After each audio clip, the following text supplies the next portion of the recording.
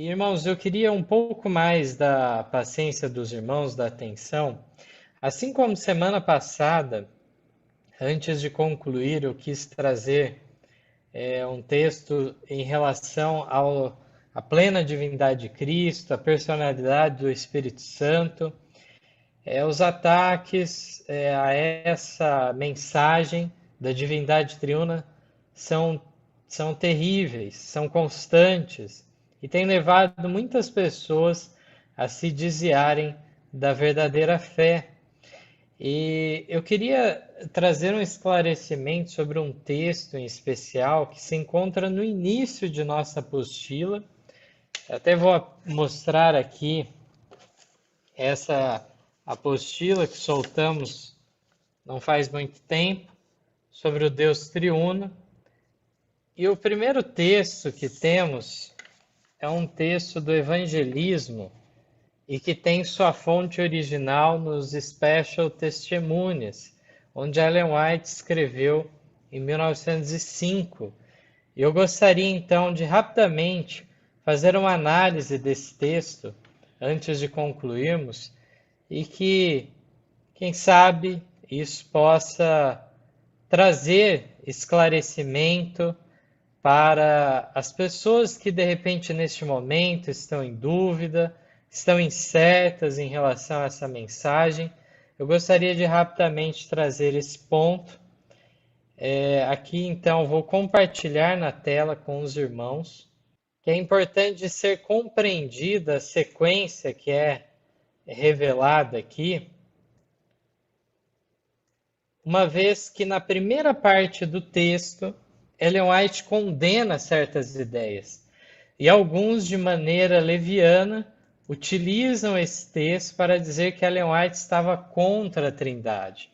Ora, ela está contra uma ideia espiritualista sobre as pessoas da divindade, uma ideia que não deve ter lugar em nossos pensamentos. Isso não quer dizer que ela está contra uma verdadeira definição do Deus triuno. Então Ellen White abre o texto dizendo: fui instruída a dizer, os sentimentos dos que andam em busca de avançadas ideias científicas não são para confiar. Fazem-se definições como essas. Agora ela vai falar de definições que não são as dela, mas sim definições equivocadas de outras pessoas que estavam envolvidas em ideias científicas avançadas. O Pai é como a luz invisível, o Filho é como a luz corporificada, o Espírito é a luz derramada. Ellen White que está confirmando isso? Não. Ela está condenando essa definição. Ela continua na condenação dando outros exemplos. O Pai é como orvalho, vapor invisível. O Filho é como orvalho condensado em uma bela forma. O Espírito é como orvalho caído sobre a sede da vida. Outra apresentação, ela dá um terceiro exemplo ainda. O Pai é como o vapor invisível, o Filho como a nuvem plúmbia, o Espírito é chuva caída e operando em poder refrigerante. Qual é o comentário dela em relação a tudo isso? Todas essas definições espiritualistas são simplesmente nada. São imperfeitas, inverídicas, enfraquecem e diminuem a majestade a que não pode ser comparada nenhuma semelhança terrena. Deus não pode ser comparado a coisas feitas por suas mãos. Essas são meras coisas terrenas, sofrendo sob a maldição de Deus por causa dos pecados do homem. Portanto, aqui nós vemos, neste trecho, que Ellen White condena. Em que contexto histórico isso se enquadra?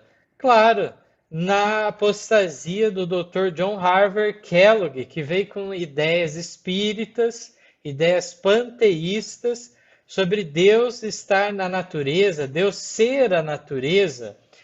E se ele utilizou de tais ideias, falando das três pessoas da divindade, era porque ele sabia que isso de alguma maneira poderia afetar o seu público que ele estava dirigindo para acreditarem naquilo.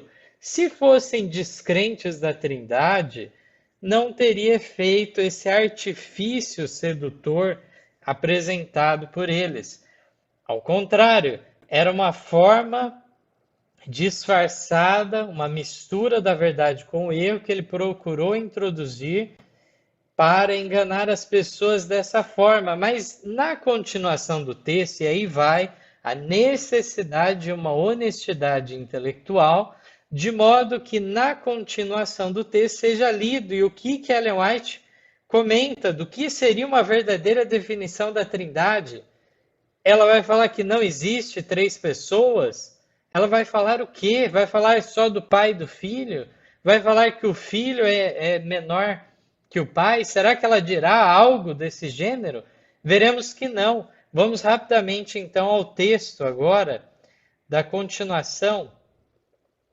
Diz assim, na continuação direta, o pai não pode ser definido por coisas da terra. O pai é toda a plenitude da divindade corporalmente invisível aos olhos mortais. Então, a primeira definição é que o pai, a pessoa do pai, é toda a plenitude da divindade. O filho é toda a plenitude da divindade manifestada. A palavra de Deus declara que ele é a expressa imagem da sua pessoa. Hebreus 1:3. Deus amou o mundo de tal maneira que deu seu Filho unigênito para que todo aquele que nele crê não pereça, mas tenha vida eterna. Aí se manifesta a personalidade do Pai. Então é distinguida a pessoa do Pai e a pessoa do Filho. São pessoas, seres distintos, mas ambos são colocados como tendo a plenitude da divindade. Continua o texto. O Consolador que Cristo prometeu enviar depois de ascender ao céu é o Espírito em toda a plenitude da divindade, tornando manifesto o poder da graça divina a todos quantos recebem e creem em Cristo como Salvador pessoal. Agora entrou a pessoa do Espírito Santo, a terceira pessoa da divindade, como Ellen White fala no Desejar de Todas as Nações. E o que é dito? Que ele é toda a plenitude da divindade. Não há distinção hierárquica para ser colocada aqui, mas existe apenas um plano funcional dentro do resgate do ser humano no plano da redenção, onde cada um tomou uma missão específica. Mas se alguém ainda ficou em dúvida depois desses textos, o parágrafo final não deixa dúvidas desse texto maravilhoso que encontramos aqui no Evangelismo, páginas 614 e 615, fonte original Special Testimonies, série B, número 7, ano de 1905, nas páginas 62 a 63.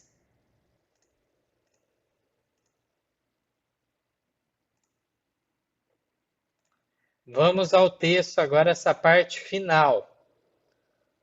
Diz assim: há três pessoas vivas pertencentes ao trio celeste. Em nome desses três grandes poderes, o Pai, o Filho e o Espírito Santo, os que recebem a Cristo por fé viva, são batizados, e esses poderes cooperarão com os súditos obedientes do céu em seus esforços para viver a nova vida em Cristo. Deus seja louvado, Deus seja bendito por estas mensagens esclarecedoras que nos vêm pela pena inspirada mensageira do Senhor para a igreja dos últimos dias. Aqui nós vemos de maneira clara, evidente, cristalina, não precisamos ficar em dúvida, que isso possa ser para o fortalecimento de cada um de nós para essas mensagens. Os enganos são muitos, são tenebrosos, levam as pessoas à incredulidade, mas que possamos ser salvos de todos esses encalços através do ministério do Espírito Santo em nossa mente, dirigindo-nos também no estudo de sua palavra. É esse o meu desejo de oração a todos que nos ouvem neste momento.